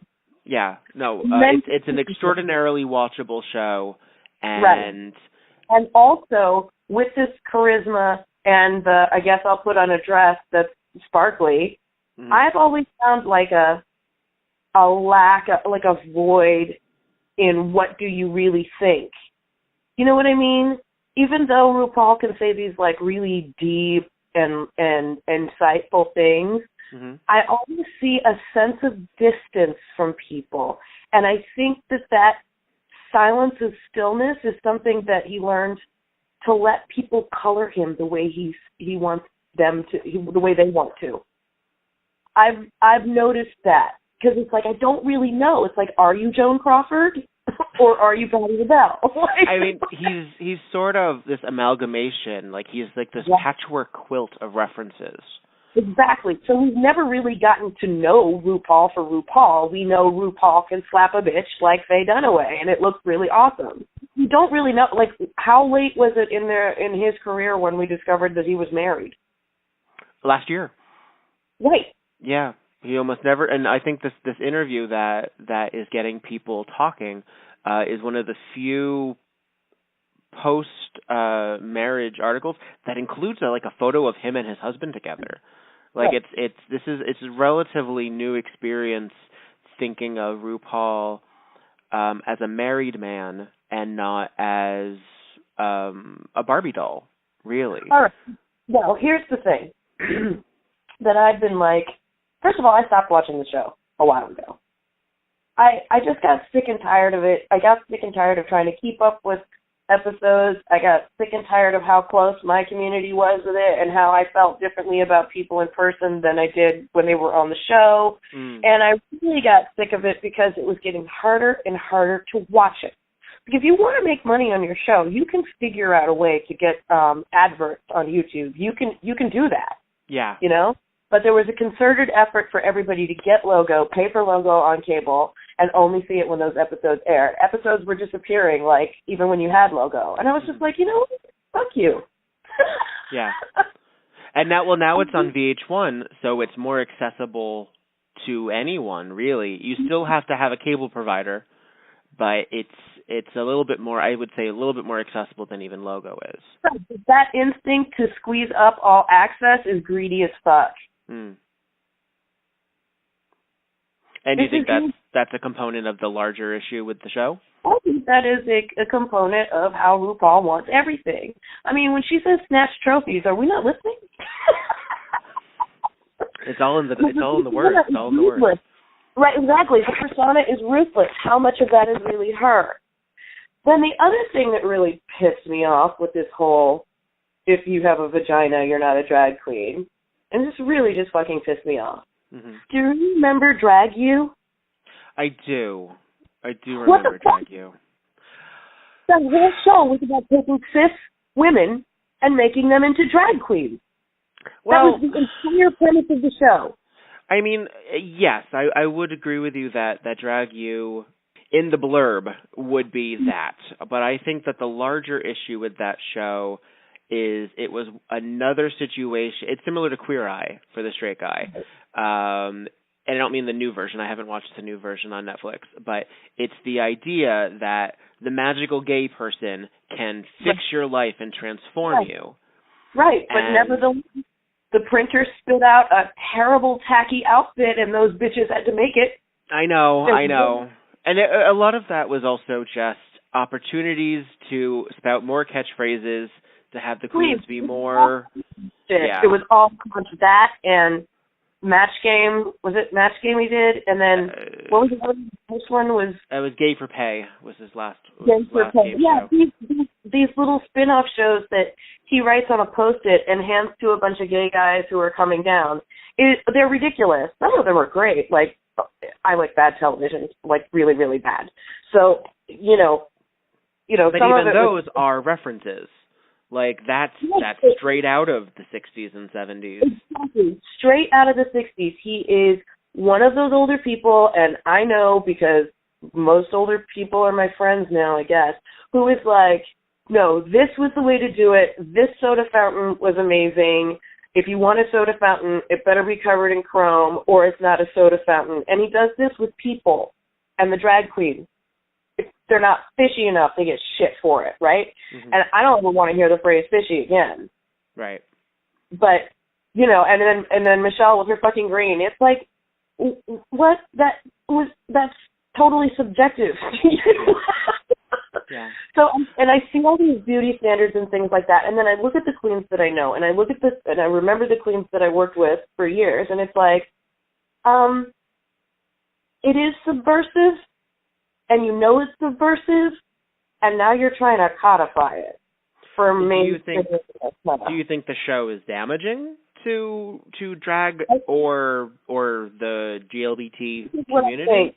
This is what I think. If these girls who have come out of this process of doing this show don't start getting real gigs, national gigs, like I know Bianca is in New York. She's like they travel all over the place, but people need movies, people need television, people need film. They really need the same kind of things that RuPaul has had. Exactly. Yeah. And by limiting her exposure to the general public, like me, who does not have logo, yeah, you got like 9-10 seasons of winners and all-stars and everything, but I don't know who they are. I don't know. And I don't know if he does either, honestly. He has a very difficult time keeping his seasons straight, and I understand. He films them in a whirlwind. There's a lot going on, but right. I said this in a conversation with somebody earlier that Drag Race fans are vicious, and that even me doing this sort of roundtable podcast, I know I'm opening myself up for commentary simply because people will see the hashtag, right. and that's okay, whatever. But the Drag Race fans are a certain way, and rabid. I've never seen Ru come to their defense. No. He basically sets this up. He creates monsters in a positive way. I mean this, and then he sets them free without really ever really nurturing them. And I know that we're supposed to call her mother and that she is a motherly figure right. in the in the bad tradition of having a family. This isn't a family. This is the studio system. This is Motown. No one's helping you now. Good luck. Pay your taxes.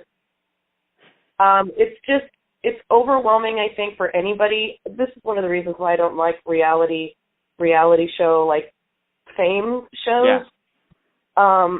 Because 99% of those people are not talented and they are wasting my time. Go get work. You're not getting work, write your own fucking show. You know, I mean, I'm a strong proponent in the paying of dues since I've been paying mine for like 60 years now. But I really think that if you want to make good art, you got to do it on the Lower East Side in a bathroom with one tile. You know, like you got to get out there and do that stuff. And then, well, do you think that some of the queens that are going through the machine aren't prepared because they're basing their drag on YouTube tutorials and good lighting? No, they aren't. Listen. There's a lot of stuff out there, and I'm going to get trouble for this if anybody I know or whatever. This is not popular, but sometimes I look at the drag that's out there now, and I guess I come from the school of female impersonation. Mm-hmm. But sometimes I look at people and I'm like, you hate women? In terms of what? Like sometimes they're like, I understand levels of extremity. I'm a Lee Bowery fan. But sometimes I see people's faces beaten to such a degree that they are not attractive, but just like it's unsettling, and it's right. not entertaining. It's just it's like it's a costume show, it's a makeup show, it's something else, but it's not drag. Because I'll see people who have this costume, they'll have the look, they'll have amazing wigs and lashes, and then they can't dance or they're not lip syncing. And I'm like, you have to spend your time rehearsing. What do you makes sort of quintessential drag? Well, I mean, it's subjective. I definitely grew up going across the bridge in New Orleans, pointing to a billboard and saying, "Mommy, what's that?" And she said, "That's Chris Owens. He doesn't mean Cher." So I come from that school, the female impersonation school, the Patti LaBelle, the Reba McEntires, but just the fucking sort of, yeah, Jimmy James doing Marilyn Monroe and Judy Garland all in one show, and so that's what I like. The first drag I ever saw, myself going out, not being dragged to a bar with somebody, but myself going out when I was first legal to drink. I was at a place called Ruby Fruit Jungle in New Orleans, and I ordered this drink that I will never drink again. And the performer who came out was introduced. I don't remember her name, sadly, but I was 18. And she came out and they said, this is Miss so-and-so, so-and-so, and she is a former Miss Mississippi. And this queen came out. This was a woman. And she did this Billie Holiday routine in canary yellow feathers and dragged this beautiful boa on the ground and gold shoes. And it was just like, that was legitimately drag. No one questioned that.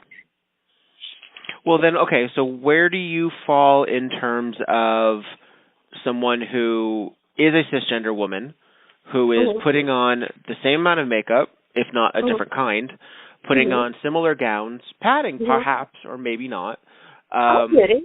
What's when I moved here in difference there? 96 or whatever. Oh shit, I'm dating myself. When I moved, I was doing drag when I first got here. Okay. I was doing drag. I was at Pieces. I got some gigs over there. I directed a show over there. But I was what name did you use? Brown Betty. Brown Betty. Brown Betty. That was the baby one. Yeah, we did. My ex and I, we had a show called Living Barbies, and the intro to the show was, Aqua, Barbie girl, and we would dance like Barbie dolls and stuff. And we would get to the part in the middle where we were like ripping off our wigs and stuff. And, we were just having a drag show. Nobody questioned it. We were just doing it. We were just having fun. Yeah.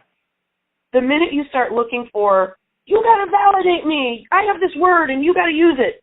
It's like, why don't you just be who you are and let the world come to you? Like if you're going to be a girl drag. Did you have people who said that you weren't a real drag queen because you were a woman? I did a drag show, and we were downstairs it was after the show, and this one queen who was in the show didn't know I was cis. And he goes, girl, where'd you get them titties? How'd you get them titties? And I was like, these are my titties, they're real. She said, girl, you see like that, you look like that, you don't need to pretend to be who you are. Go.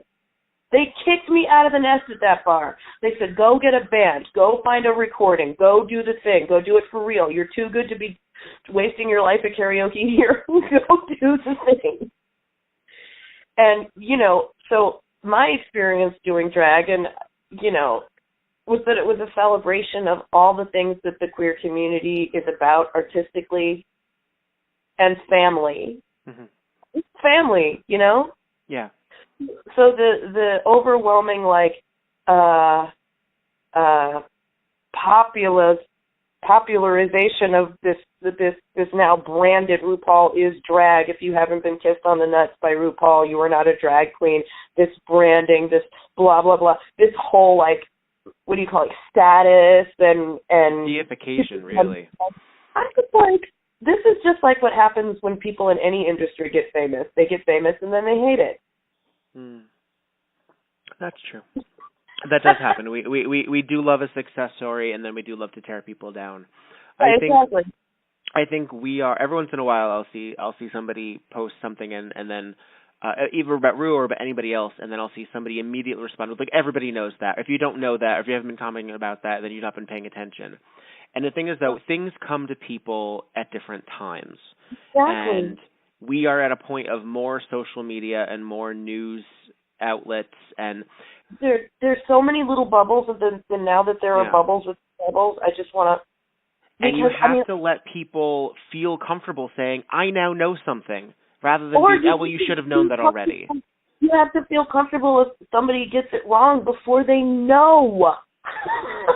That's what I tell my students when I have a student in a lesson and they do something and they do it badly or they wince or something. I'm like, listen, this is the first time you've ever done that.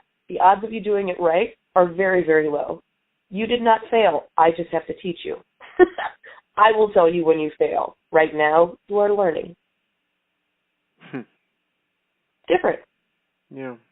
And I work with, I'm a performer I do plays with other people too.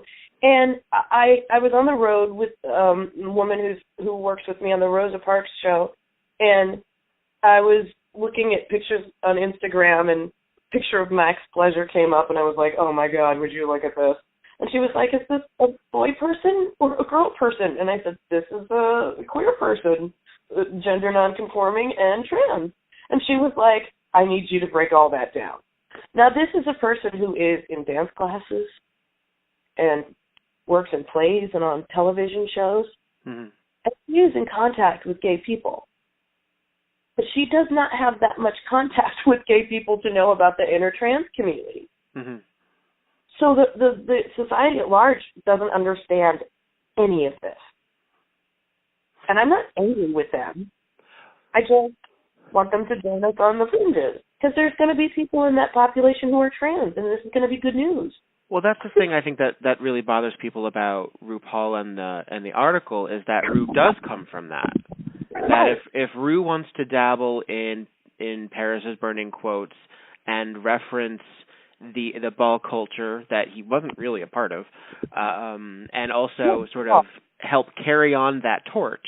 If he wants to celebrate it and also, I think there's also responsibility in that. And it's odd that he's taking the opportunity that he's given and has worked really hard for, and I know that. But he got to this point. You can fucking say anything. Why would you want to say that? Like if you have reached such unless you believe it, unless you actually feel that there's nothing wrong with it. He has nothing to lose now, and I understand that yes, he could lose the show, yes, he could lose the sponsorships, but he's fine. He's always going to be fine. Oh yes, absolutely. Absolutely. There's no real danger in it for him, and to me the show is running its course. We're supposed to surpass our mentors. We're supposed to. You're supposed to know more about sociology than your sociology professor comes when you hit 30. You're supposed to. That doesn't mean I hate Judith, although she was wrong about a lot of things. She made me angry with the things that she didn't know and the things that she told me incorrectly. But I learned the rest on my own, and that anger is not at her. The anger is at the lack of information. And this has to be a motivation to you. You have to be motivated to go forward. How, like when you grow up, like when people grow up and their parents are one way and then they vow, I will be exactly the opposite. Yeah. That's your job. It's called growth. Because like I lost a friendship because, I said something that Dan Savage said, and that was the worst thing I could have said. He's ableist, he's sexist. There were some ists in there that I didn't even know were ists. And I was like, whoa, slow down. I am 20 years older than you. This is somebody who was a reference in my life for different meanings than yours. Mm-hmm. But on top of that, if Dan Savage hadn't been in the Village Voice, where would the kink community be? I'm not happy that he's the guy, but he was somebody that was the only voice. He's the only gay guy talking about sex openly.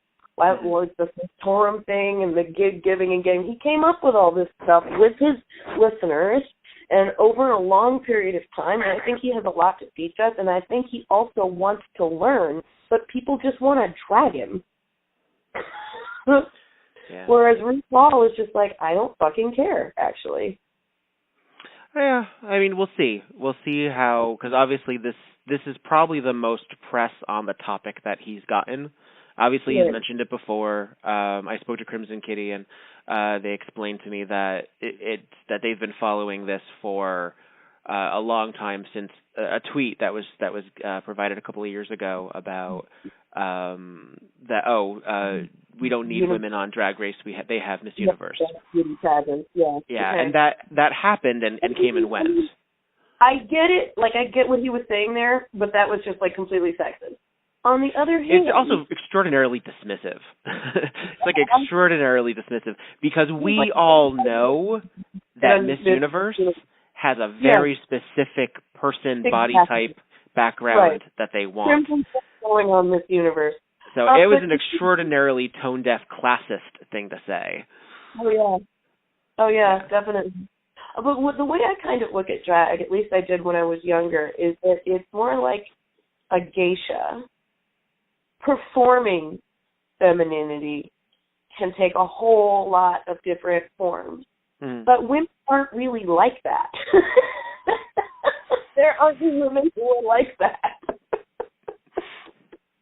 Yeah, it's. I mean, yeah, I've heard people refer to it as like kabuki theater, or that it's kabuki. Yeah. You even come out and do it justice. I mean, it's like, look, Victor. This is where you were a club person. I'm a club person. We were goth. I just want to like get dressed up and go out with my friends and get really fucked up and maybe kiss somebody. That's pretty much it. I'm not. You're not picky otherwise. No, I don't have anything to prove. When I'm performing, the way I think of it is that I'm doing a monologue. If you see it and it affects you, I'm good. I'm glad. But I'm going to go through this journey as authentically as it is from start to finish. It's not for anybody. It's a thing I'm making. So, I mean, I get to do that because I was really, really like lucky in having very competent teachers in my art. And so I've never really felt uncomfortable that like, I'm not like anybody else, or that I don't audition. I just work with people that I love, and I do things that I enjoy. And sometimes it makes me a lot of money, and sometimes it doesn't. But the other thing is I just got cast day before yesterday in a piece called Black Conference, which is by Reg Flowers. He's the creative director of Falcon Works Theater. It's going to be in Red Hook, I believe in May. And I'm really excited because I'm going to be playing Zora Neale Hurston. And the piece is essentially like a theoretical meeting of all the seminal figures of the civil rights period in 1939. For example, we have Dr. Martin Luther King Sr. and Martin Luther King Jr., who is 10 years old. So the idea is that we're doing this planning meeting on how to make a Negro cooperative for, social betterment, and the audience is part of the conversation. So they become part of this inaugural meeting of how to change race relations in the U.S. Wow, it's going to be so much fun!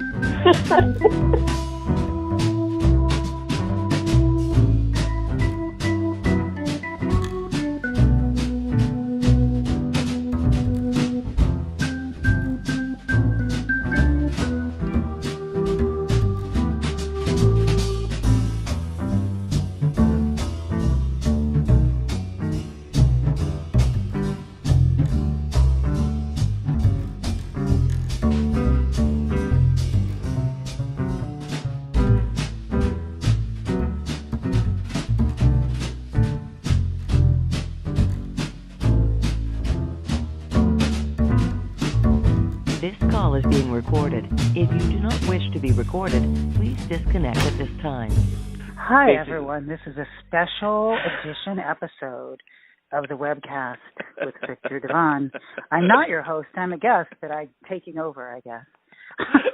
But yeah, so I wanted to talk to professionals that have something to say, basically, in response to not only drag culture as it stands today, but also as a comment on RuPaul and RuPaul's position in.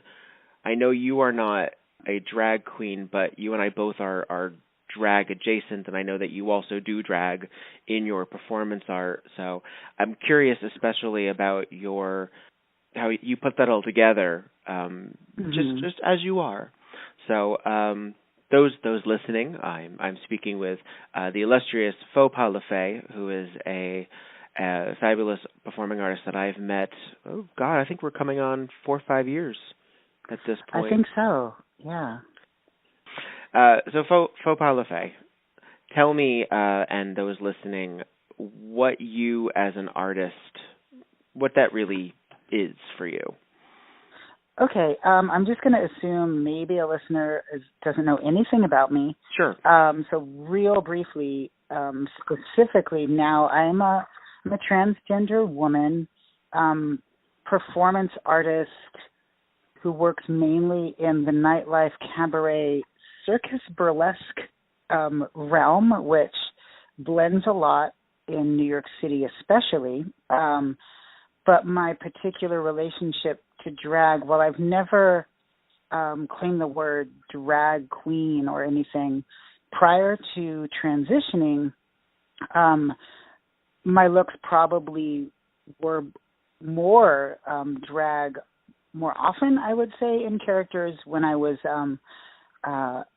in my phase where I wasn't ready to come out. I've known I'm a woman or a girl since I'm 2 years old, but in that phase, for me, we didn't, no one was using the word they, them at the time, but I still wasn't comfortable with he, but wasn't ready to tell the world I'm she. So I used to tell people, just call me a fairy as far as gender. I literally didn't want to claim he, but it was pre the they, them time.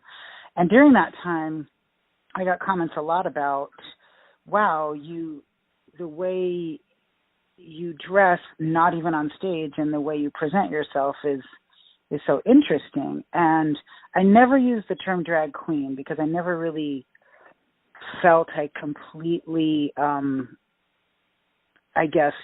devoted myself and art to that. And out of respect too, I just didn't feel, while I do play with extreme looks, I do reserve that to people who spend a lot of time honing that craft. So I lip sync in some acts. I do a drag king of Michael Jackson, and my wife and I have drag king personas where we play Stash and Trash, these kind of 70s porn characters. So we do drag. We do drag and these outlandish looks sometimes. But in terms of someone who's devoting predominantly their career to drag. So my relationship has a lot to do with sort of moving in and out of it. Mm-hmm. Definitely drag king, much more drag king at post-transition. But I think that said, definitely someone who has dealt with gender throughout their life personally and professionally in regards to the current topic. I want to jump into a current event.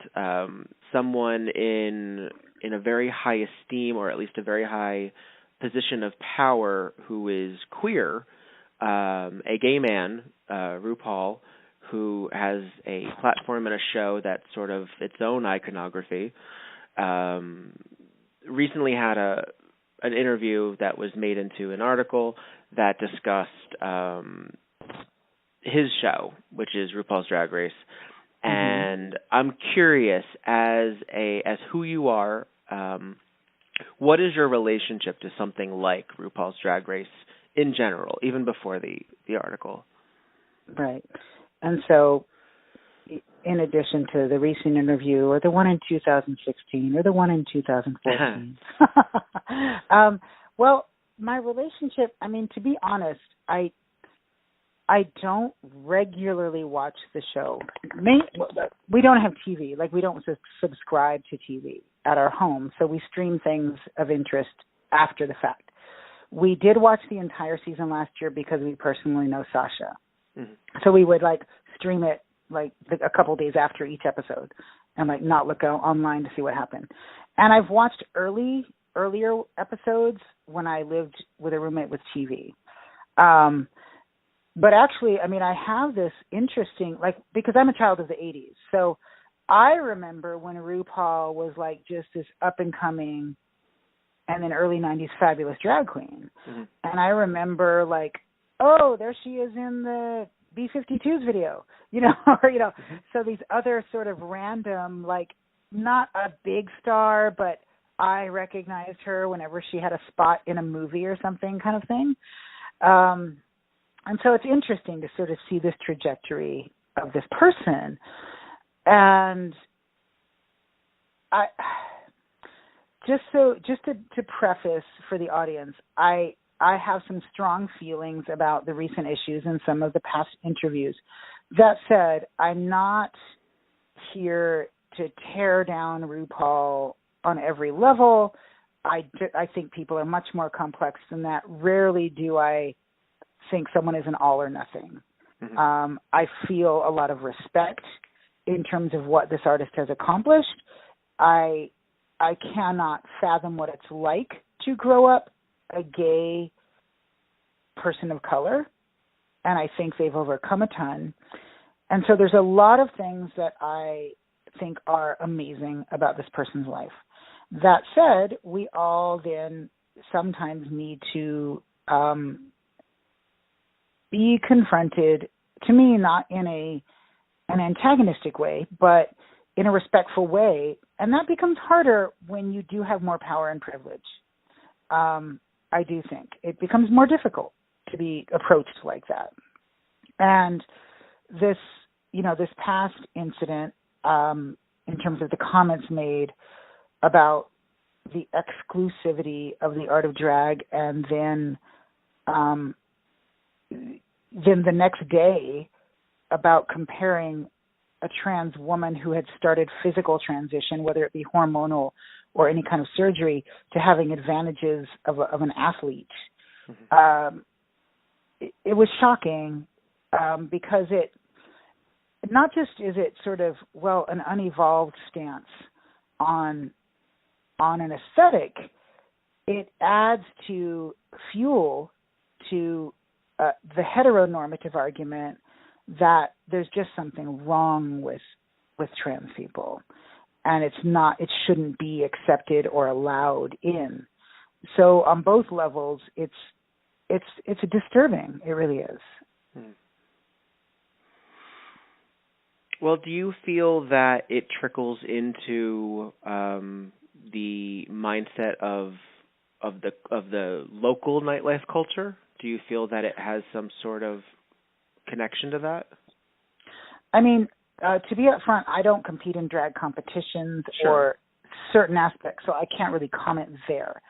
I think that what I sense already is it causes even more rifts in already. I feel like where we are in the queer community, in the nation of Umbrella, I feel where we are is it's this sort of it's a wonderful and disastrous possibility time with politics and the energy going on, where we're sort of standing on this sort of plate tectonic moving land, and there's little cracks with lava, and we have a chance to take that energy that's volatile and use it, or we have a chance to let it break us all apart.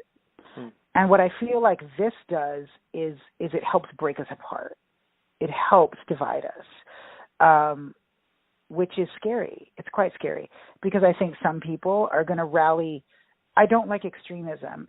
Sometimes it's necessary. I mean, obviously, standing up to Trump or Hitler is necessary. I don't think we're there yet. I don't think RuPaul is some evil person. I don't think in every aspect they're a horrible. I mean, if you read other comments on other topics, they're a very loving, caring person. So, but I think what can happen is the community can take strong stands and then take it to an extreme that take even the comments made, which are hurtful, and use it for other agendas. And that's what I see happening is, let's take that and use it to add to this shit that we're already upset at you about, and that's sad to me. It's just sad. And yes, then that makes RuPaul partly responsible for that throwing another Molotov cocktail. But let's be honest, it's an existing fire, folks. The one to kind of get it onto the topic as we close out here is, first, for anyone that hears the comment, that someone on hormone therapy, it's performance enhancing. Okay, first, in terms of physical, like an athletic thing, like me as a dancer, my wife and I do grounded hand-to-hand combat. Or combat? Yes, we do. We do grounded hand-to-hand circus, which can be combat. And we both do a lot of physical lifting. We do equal lifting in these duets. And it's very conscious to me. Someone could go, that person was born in a male body. Of course they can do that. I have now been on hormone therapy 2+ years, and my hormones are aligned for a woman at my age, meaning I have no testosterone hardly in my body, and I don't have any like male hormone advantage. I have to train differently. My workouts are different now because of how my body has changed. So there's no physical advantage there. Even for athletes, if a young trans male born in a female body takes testosterone, they level out at where their body should be, meaning they're equal with other men their age. They don't have more. Someone who is a cis male that takes T has more than they should. That's when it's enhancing. Mm-hmm. And then the reason that comment by RuPaul makes less sense is we're talking about a creative endeavor. So how in the world does taking hormones to align your authenticity for your gender give you better imagination? That makes no sense in any way. And if you're going to argue, well, your breasts got bigger, well, yeah, but we tape and make cleavage if you have a cis male body. You put false eyelashes on, you put makeup on, and you tuck. That's all enhancing your visibility, your presentation. So the only thing that would enhance someone's performance is if they had a drug that gave them better ideas for the challenges. Yeah. I'm trying to approach it from a logical standpoint, not just be pissed off. If I were able to sit down and have coffee with RuPaul, that's what I would say is, let's talk about this comment you made and why it actually is no fact for it. Because you made it, and I hear it a lot. I hear it like for sports and other things. And so, okay, that's thrown out, but let's talk about it rather than just be mad at you. Let's talk to you and educate you. And the one other comment that I found really offensive, it was when it alluded to, well, I find a male body being ultra femme more dangerous and charged as a fuck you to male-dominated culture. So what you just said was, a woman saying fuck you to male culture isn't powerful, but a man is. Try to unwrap that statement and make sense of it. Yeah. And that's where I think RuPaul has fallen into the same rhetoric that is prejudice, you know. And I'm not even saying RuPaul intended it. That's not what I'm saying. But he is falling into the same trappings and blind to what he's saying. So I feel like what is necessary is, I'm not rooting for some like, I hate you, RuPaul. I do want to stand up to this. I think we all should. I think there's been a little bit of an effect, and I'm glad some of the other prominent queens, which have more say in this in terms of influence on him in the show, are coming out and taking a stand. Mm-hmm. But my hope would be for this and for many other issues. Look, we're not asking somebody to walk the plank here. I think that sucks in social media. We're saying, look, you messed up. Your view is a little ignorant and antiquated, but you're also amazing. And you have a lot of power and you have a platform. Can we talk to you? And we love you, but you're wrong right here on this one. And rather than make you feel all defensive and like we hate you, we're upset with you. You're kind of stepped in shit. Let's clean it off your shoe, clean it up, and let's talk. You know, that's how I feel about it.